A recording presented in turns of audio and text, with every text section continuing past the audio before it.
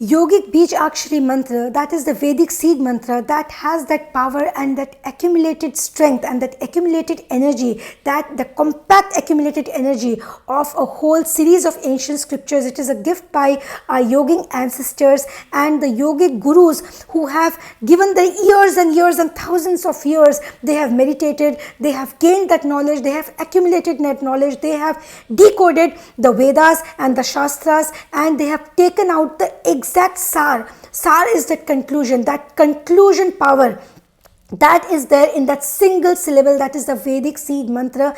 It is the seed of a particular Devi or Devta. It is the particular seed of that energy, that element, that for example, Eng is the Saraswati element, that is the Saraswati Tattva. Saraswati has to do with knowledge and Eng has to do with the gaining of the knowledge. So Eng is that Saraswati Tattva that you are trying to invoke when you are supplicating a particular deity, you are supplicating a particular power. And when you perform the Vedic seed mantra, then you have to be very strict about the rules and the regulations and the guidelines, because we are day to day, we are common people following our day to day routine and our daily lives. So we have certain habits and certain bad habits that we have to let go of for that specific period when we are performing those Vedic seed mantras, because these powers have the kind of impact that if we play with those mantras, then we can have side effect in our lives, and we cannot afford to have those side effects, because those side effects are really bad and really powerful. But if done in the right way, then these Vedic seed mantras have that energy that can exactly benefit us and that can help us attract and manifest a certain object, a certain goal, a certain person, a certain human being. Now it is called Vashikaran. Now people say it is manifestation. Fine, manifestation, you can call it manifestation, you can call it attraction, but when it comes to a specific human being, it is the Vashikaran that we are doing. Vashikaran is the manifestation of that age-old ancient practice of the super powerful Vigyan Bhairav Tantra of Shiva, because it was he who taught the entire Vigyan Bhairav Tantra, and this has to do with the Tantric practices, the Tantrokta Bijakshari mantra. Now Bijakshari, that is the Vedic seed mantra, can be divided in Mool mantra, that is a slightly light version, and a simple version. That is simple Bijakshari mantra, Bijakshari Mool mantra, and then comes the Tantroktang Bijakshari mantra. That is the Tantric Vedic seed mantra practices. That involves a lot of power and very strict rules and regulations, and the guidelines have to be followed. It cannot be played with, because we cannot afford to beat that energy, we cannot afford to fight that energy. Because once that energy gets invoked, it's all in power, and it's not going to see or read what kind of person or human being you are. It doesn't have to do with any sympathy, or it will not have any mercy on you. It will just come into power and get into action. Are you prepared as a sadhak, as a spiritual seeker, as a spiritual follower? Is your body, mind and soul prepared to hold on to that energy, to take that aura, to manage that power, that superpower that you have invoked? Are you prepared? Because if you are not prepared to take it, that we say is dharaning, doing the dharana of that energy, that is being able to take the impact of that energy. That impact is so strong that a normal person, a normal office going person, if he gets into tantric practices and his body, mind and soul is not prepared, then he will not be able to take that urja, that gravity, that power of that energy, and things in his life will start to go wrong. On the other hand, if there is this sadhak who is a spiritual seeker, who goes to his office, who has a normal family life, but he has done a lot of sadhanas and a lot of spiritual practices, and he has reached that state of mind, that powerful state of mind where he has been successfully able to inculcate certain energy and powers within himself. His aura and frequency are so ignited and so strong that they are now prepared to take in that energy that he is going to invoke via Tantroktang Vedic seed mantra practice. So it's not very difficult to invoke an energy, but once that energy gets invoked, if our body, mind and soul is not prepared, then there are consequences that we have to pay. So make sure to be very alert and do good research before going for any Vedic seed mantra. I'll give you two examples: a 22 Bais Akshari Vedic seed mantra that you have combined with a number of other Vedic seed mantras and with a Mool mantra. Okay, first coming to the Mool mantra, that is Om Kling Krishnaya Namah. Here cling is that Vedic seed mantra, that is the Vedic, that is that single syllable. Cling, you're combining with the Krishna Tattva. Krishna has to do with power, wisdom and attraction. So the attraction and wisdom you're combining with cling. So it has become a Mool mantra now. On the other hand, if you are reciting cling, cling, cling, if you are chanting, reciting continuously, then it is bound to have major side effects, because it is superpower Vedic seed mantra that you are trying to invoke. And your body, mind and soul is not that prepared. You have to continuously be in that positive mode 24/7. And our aura is not that strengthened that we can go right and we can think the right things 24/7. And if we fail one single negative thought, and it can trigger that energy, and that energy will do a good amount of harm to you. Right? Now coming to the Bijakshari combination of the mantra. Now that is Ain Kling Krishnaya, Hring Govindaya, Shring Gopi Vallabhaya, Swaha Hasro. Now this is the combination of Bool Bijakshari. Okay, Klim singularly was that Bijakshara that was Tantroktam, that comes in the Tantric practices.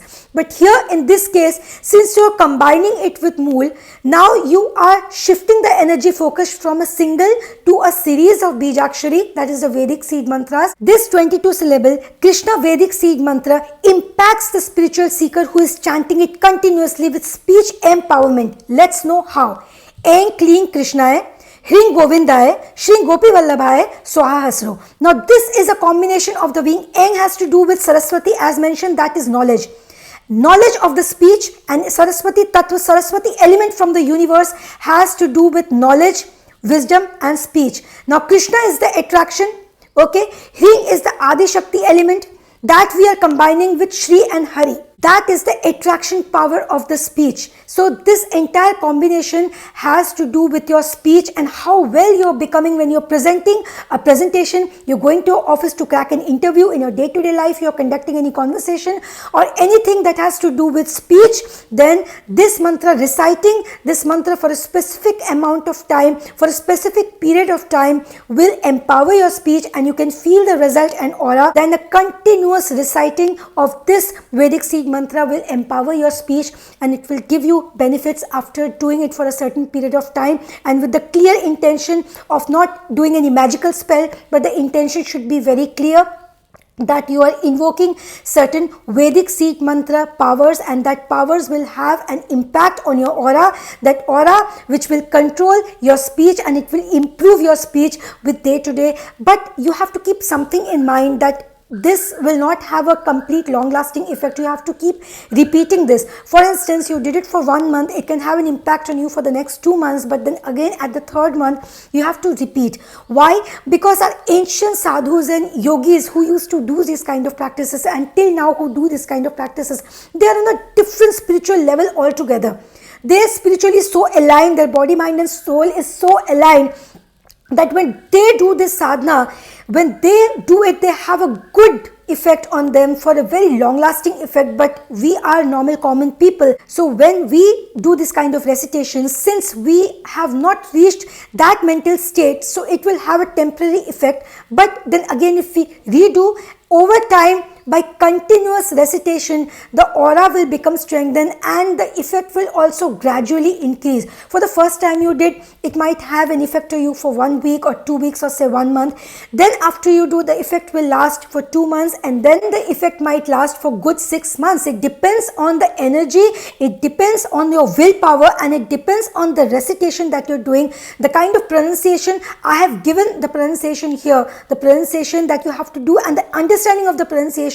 If we go on chanting something without exactly realizing that what power are we invoking, then the effect will be half. The effect will be there. I will not say that there will be no effect, because these Vedic seed mantra, these syllables are so powerful by itself, that even by chanting it without knowing the power, they have a very strong effect. But when you understand and know what you're chanting, and it is what power that you're combining, and exactly understand those Vedic seed mantras, then your subconscious receives that energy, that what kind of power is it going to invoke, and it's you are enabling the subconscious to make the best of those energy and receive that energy, that power that is being invoked via these Vedic seed mantras. So I will always recommend understand each and every thing that you utter. Okay, may not be the literal meaning, like I have explained in the Ashtanga Sadhana, how through Jangalaya Kamane, how when you are invoking that jungle healer, that physician, that power,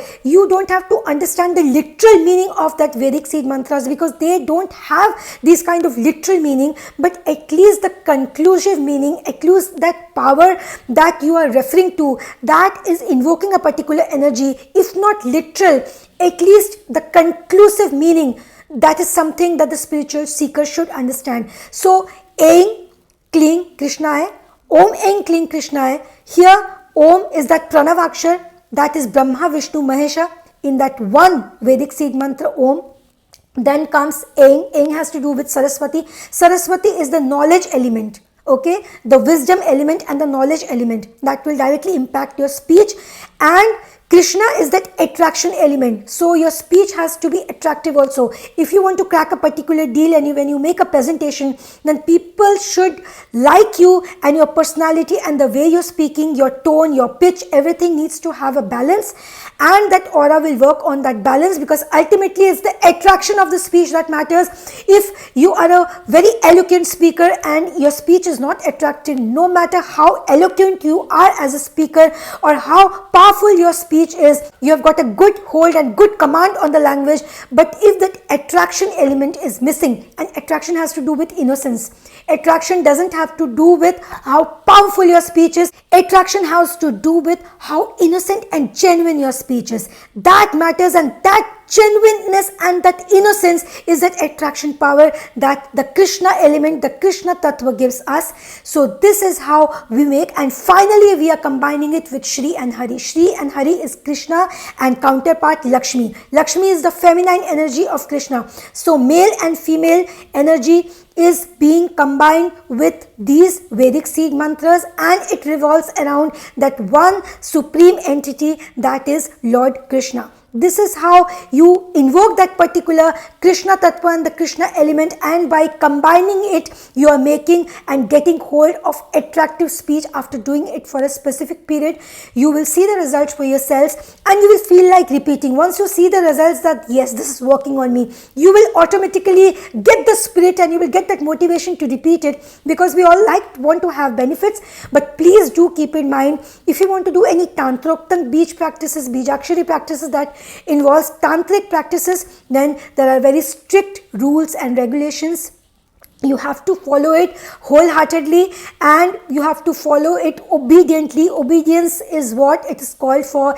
If you go astray, then you're heading for something wrong, and it's not just you, it is your entire family who have to pay the consequence. Because if I am doing something, then people associated with me are also connected with me, and so the energy that I am going to invoke, then everybody around me will also have the effect, regardless of whether that impact, whether that consequence is negative or positive. People surrounding us is also going to benefit from that. Even if it's a wrong energy that you got invoked, or you triggered the wrong kind of emotions, or you triggered something that you're not able to handle, then it will impact you and your family and people who surround you, may it be your workplace or your house or your family or wherever you are residing at that particular time.